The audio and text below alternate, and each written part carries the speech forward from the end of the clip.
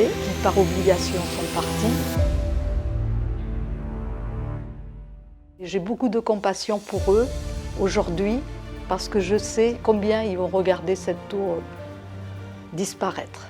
Une partie de leur vie, que des souvenirs. On leur a donné virtuellement une baguette magique et on leur a dit comment vous voyez votre quartier. La ville change et le quartier change et le quartier va changer. Ici à Miramas, nous avons reçu un très très bon accueil de la part de la population. Tous les voyants sont au vert. On a tout d'abord sur le périmètre d'évacuation des sentinelles qui sont là pour un pré-accueil et une orientation de la population vers le poste de pointage qui est affecté à leur adresse. Une fois que les habitants donc, se présentent à leur poste de contrôle, nous avons des pointeurs qui vont effectivement relever les noms, les prénoms des habitants pour s'assurer qu'ils se soient bien présentés au poste de contrôle, leur remettre un bracelet qui leur permet de quitter le périmètre, des bons collations, restauration pour la partie accueil. Alors on a eu au préalable effectivement une journée de formation vendredi. J'ai rencontré aucun souci sur mon secteur. Ça mobilise beaucoup de monde, une grosse opération, point de vue sécurité. Avant tout, c'est une aventure humaine, donc nous on s'est porté volontaires parce que notre premier rôle à 13 Habitat est sur de la proximité, donc on est très attaché à l'humain.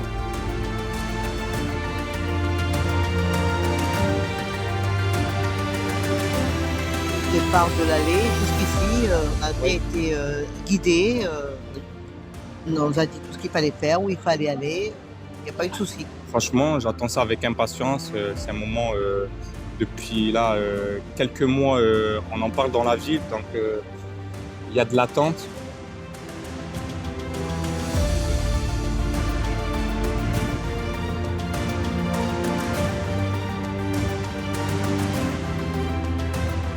Nous sommes aujourd'hui à la résidence Esquitia, la maison de l'autonomie. On accueille 29 personnes. Il y a plusieurs activités d'organiser. Les personnes accueillies semblent plutôt sereines. Donc c'était notre but premier, c'était de pouvoir leur apporter une certaine sérénité sur cette journée. Les bons souvenirs, c'est quand il y avait la fête des voisins.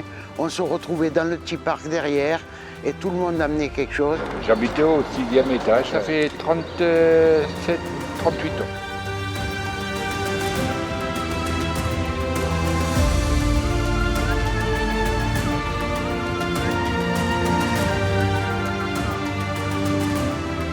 À 11h, plus personne dans le périmètre sauf les personnes habilitées.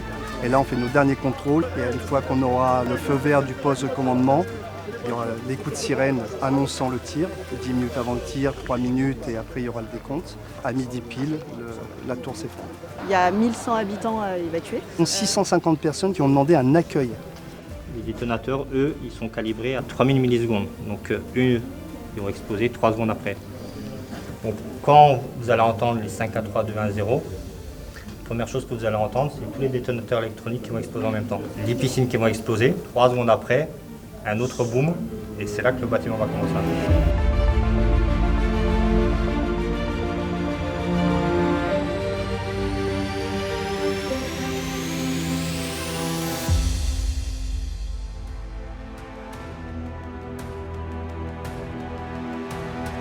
Je loue le travail collectif qui a été fait entre nos services, Madame la Présidente, la métropole, la ville, les services de l'État. Il y a eu un vrai gros travail. Les services de l'État peuvent être d'ordre public, mais ils sont aujourd'hui en assistance, en accompagnement du maire, qui est le directeur des opérations. L'État, quelque part, intervient au début et à la fin, souvent. Ici, au début, c'est parce que nous sommes dans le cadre d'une opération dite ANRU, c'est-à-dire une opération dans laquelle nous sommes dans la politique de la ville et dans ses moyens les plus lourds.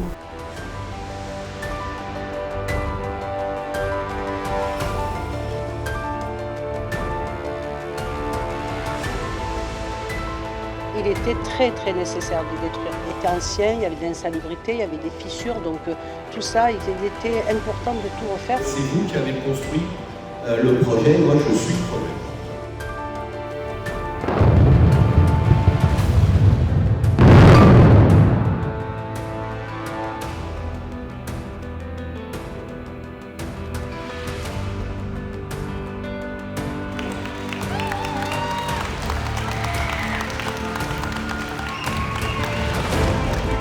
C'est quand on voit ce genre de choses qu'on se rend compte que le temps il passe vraiment, que voilà, qu'il y a des choses qui sont détruites et que nous on reste là, on grandit, on vieillit quoi.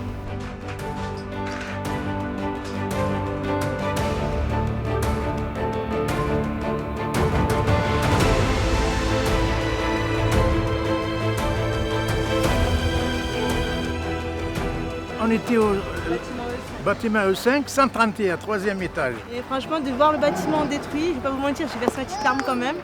Parce que je suis née ici, j'ai grandi quand même 10 ans en bâtiment et de le voir comme ça en ruine, ça fait une petite touche au cœur, quoi. Mais bon, ça fait, c'est pour du renouveau.